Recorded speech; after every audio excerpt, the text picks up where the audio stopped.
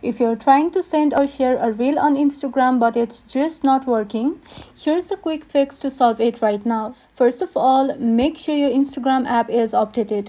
Go to the App Store or Google Play Store, search for Instagram and then tap on update if it's available. Next, restart the app. Just swipe it away from the recent app and reopen it again.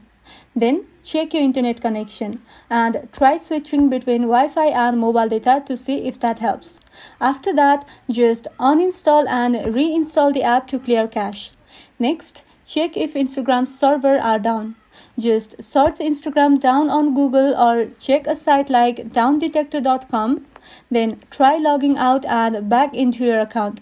Finally, if you're trying to share a reel from another account, make sure their account is public and the reel allows sharing. And that's all. Try these steps and you should be able to send reels again without any issue. If this video was helpful, don't forget to like and subscribe for more of these videos, and thank you for watching.